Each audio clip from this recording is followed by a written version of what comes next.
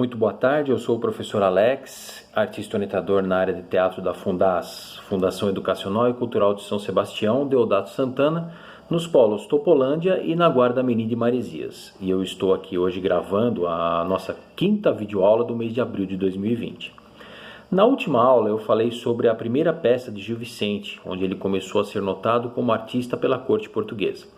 Como vimos, ele criou o monólogo do vaqueiro, ou o Alto da Visitação, em homenagem ao nascimento do príncipe, o futuro rei Dom João III. E hoje nós vamos falar sobre uma das suas maiores obras, a Trilogia das Barcas. A primeira parte, O Alto da Barca do Inferno, foi escrita por ele em 1517. A segunda, O Alto da Barca do Purgatório, escrita em 1518. E a terceira, O Alto da Barca da Glória, foi escrita em 1519. Já vimos que Gil Vicente é considerado o pai do teatro português, um ícone da cultura lusitana. O Alto da Barca do Inferno é uma peça composta por um único ato com forte segmento cômico, sendo um dos trabalhos mais celebrados do autor. O Alto da Barca do Inferno é conhecida também como Alto da Moralidade. Ela foi representada para o rei, a rainha e o jovem príncipe Dom João, aquele mesmo que Gil Vicente homenageou no dia do seu nascimento e que agora estava com 15 anos de idade. Nela estão o Diabo, um dos personagens centrais da peça, que conduz uma barca e convida um a um possíveis integrantes para sua barca. Junto com o Diabo está o seu companheiro ou um demônio, que pilota a barca e é o capacho do Diabo. O primeiro personagem a entrar é o Fidalgo, que chega acompanhado de um pajem ou seu servo. Ao observar a barca do paraíso passando, ele vê um anjo e pede para entrar, mas é recusado por ele. E então o Fidalgo vai para a barca do inferno. Já o pajem, por ter sido capacho do Fidalgo, embarca com o anjo para o céu. O segundo personagem é o Monzeneiro, ou um banqueiro. Ele também vai tentar ir para o céu com o anjo, mas é acusado por esse de ser explorador e cobrar juros altíssimos dos pobres, como fazem os agiotas. Assim como o Fidalgo, ele vai para a barca do inferno. O terceiro personagem, e curiosamente o segundo a ter um destino feliz, é o Parvo, um menino que morreu de uma doença sem conhecer o pecado. Em algumas adaptações, o Parvo ajuda o anjo no julgamento das almas. Logo após o Parvo vem o Sapateiro. Ele é um homem atormentado e grosseiro, que diz ao diabo ser confessado e excomungado, merecendo o paraíso. Mas assim que ele vai falar com... Aliás, falei excomungado, não, comungado, né? Corrigindo. E assim que ele vai falar com o anjo, este o manda de volta para o diabo, dizendo que ele não confessou todos os seus roubos. Ele tenta se justificar, dizendo que roubou só um pouquinho, mas o anjo diz que quem rouba 1 centavo ou 1 milhão é ladrão.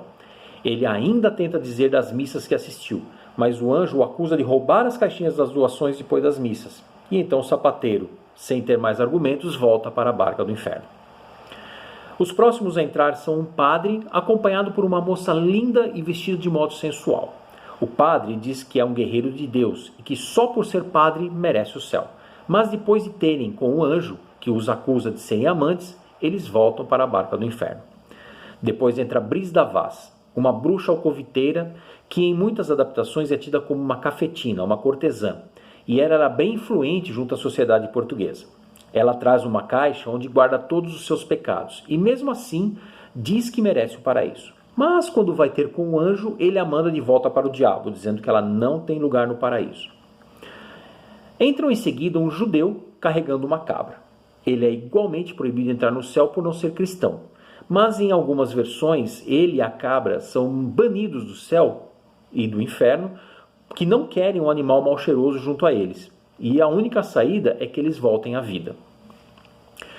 Os próximos a entrarem são um juiz e um advogado.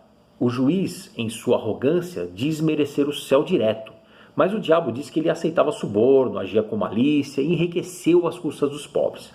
Nesse momento, então, entra o advogado e começa a conversar com o juiz, e os dois vão conversar com o anjo. E quando este pergunta quem são eles, os dois dizem, um do outro, que são homens da lei, honrados e respeitados. O anjo, então, diz que eles foram homens odiosos e corruptos, e que aceitaram suborno dos poderosos para prejudicarem os mais humildes em suas sentenças, e que mereciam o inferno. E por colocarem os seus interesses pessoais à frente da justiça e do povo, eles voltam e vão para a barca do inferno. Por fim, vêm os cavaleiros, que lutaram em vida pelo cristianismo e eles são conduzidos à Barca do Paraíso pelo anjo. Em algumas adaptações, os cavaleiros são substituídos por um homem que foi condenado à morte por enforcamento. Ele diz ser um santo canonizado, rebatido pelo diabo, que o acusa de ter sido executado por seus crimes. Ele diz que cumpriu a pena na prisão e que isso já foi suficiente, e que haviam lhe dito que ele ia para o paraíso. O diabo rebate novamente, e então o enforcado aceita e vai para a barca do inferno sem protestar, causando espanto ao diabo e ao seu companheiro. Agora eu vou falar um pouco dos personagens dessa peça, O Alto da Barca, do Inferno. O diabo, conhecido por Beelzebul, ele conduz a barca em direção ao inferno com mãos de ferro. O companheiro, ou demônio, pilota a barca e é constantemente ridicularizado pelo diabo, sendo um dos personagens muitas vezes engraçados pelos foras que dá. O anjo, que conduz a barca da glória rumo ao paraíso. O fidalgo, que anda sempre com seu pajem e carrega uma cadeira. Ele acaba pegando a barca do inferno rumo ao porto de Lúcifer. Um servo do fidalgo, que é o primeiro a ir para a barca do paraíso, é o seu pajem. O onzeneiro ou banqueiro, que como eu já mencionei é uma espécie de agiota e faz companhia ao fidalgo na barca do inferno. O parvo, que encontra a paz na simplicidade e é encaminhado para a barca do paraíso. O sapateiro, que acredita que por ter cumprido os rituais religiosos na terra, entraria na barca do paraíso, mas como enganou seus clientes e roubou da igreja, não ganhou o direito de subir na barca do anjo. Temos o padre, que era acompanhado de uma moça. Ele não tem direito a entrar no paraíso por ter tido um caso amoroso com ela. A moça, que em muitas adaptações se chama Florenza, é a companheira do padre. E em outras adaptações ela é convidada a ser sua companheira no inferno devido à sua beleza exótica. Brígida Vaz, que por ser uma bruxa, prostituta e alcoviteira, não recebe autorização para entrar na barca da glória. O judeu, junto com a sua cabra, que não pode embarcar no paraíso porque ele não é cristão. E em algumas adaptações, ele e sua cabra não podem entrar nem no céu e nem no inferno devido ao mau cheiro do animal. E eles voltam sim a viver na terra. O juiz, que ao contrário do que se era suposto, ele só defendia seus próprios interesses, sendo condenado à barca do inferno. O advogado corrupto pensa apenas em si mesmo e, como consequência, segue direto para o inferno também. Os cavaleiros, em algumas adaptações, são os cavaleiros de Deus, mártires da Santa Igreja, que por dedicarem sua vida à causa cristã são premiados com a paz eterna na barca do paraíso. E temos o enforcado, que substitui em algumas adaptações os cavaleiros de Deus. É um criminoso que foi enforcado por seus crimes. Apesar de ele relutar com o diabo, é o único que aceita a sua punição sem reclamar. Bom, falamos do Alto da Barca do Inferno. Agora vamos para a próxima, que é o Alto da Barca do Purgatório, escrita por Gil Vicente em 1518. E apresenta uma uniformidade na condição social dos personagens, ou seja, ninguém era rico, todos eles eram pessoas humildes e cujo destino foi o seguinte: todos, com exceção de 2 personagens, ficam no purgatório, pagando pelas suas pequenas faltas até merecerem a glória. O primeiro deles é um lavrador, que se apresenta de arado nas costas e que foi explorado por todos e cujas fadigas e sacrifícios evitaram a sua condenação. A segunda a entrar é Marta Gil, uma mulher ousada que praticou pequenas faltas. Marta Gil, lógico, Gil Vicente colocou o nome homenageando a si próprio. O terceiro personagem é um pastor que, embora crente, cedeu às pequenas tentações da vida. Não se sabe se esse pastor era um pastor de ovelhas ou um pastor pequeno de alguma igreja. Eu acredito que é a segunda opção, ele era um pastor de igreja. Porque a quarta personagem é uma pastora de ovelhas com pouca idade, uma mocinha que também terá que pagar por suas pequenas faltas. Já o quinto personagem é um menino com pouca idade. Esse nem chegou a pecar, indo direto para o céu, um dos personagens que não ficam no purgatório. Pode-se dizer que é um personagem semelhante ao parvo na primeira apresentação no Alto da Barca do Inferno. E o último personagem é um jogador trapaceiro e mentiroso que vai direto para o inferno. Nessa peça, há cenas cômicas, como a entre o jogador e o diabo, que jogam cartas no final da peça.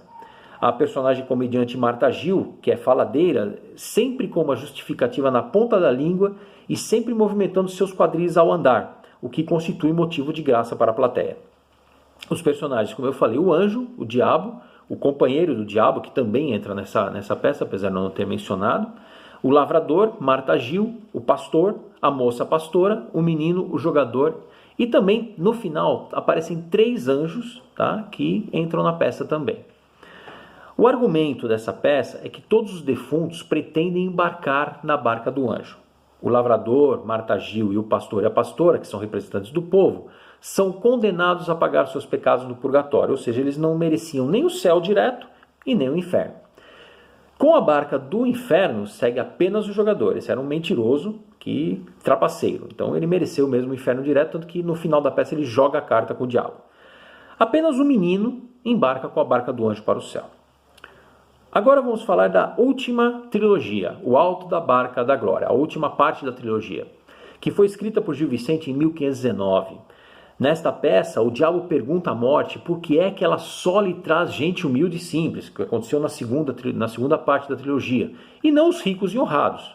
A morte, então, lhe traz o primeiro personagem, um conde próspero.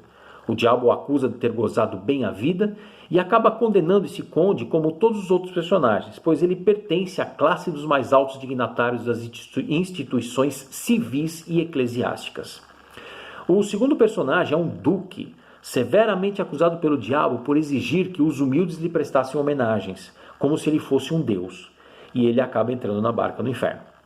O terceiro personagem é um rei, que também irá para o inferno uma vez que pecou, não respeitando os humildes. O quarto personagem é um imperador, que ao vangloriar-se de seus feitos nada heróicos, é conduzido à barca do inferno, pois em vida ele foi cruel e extravagante.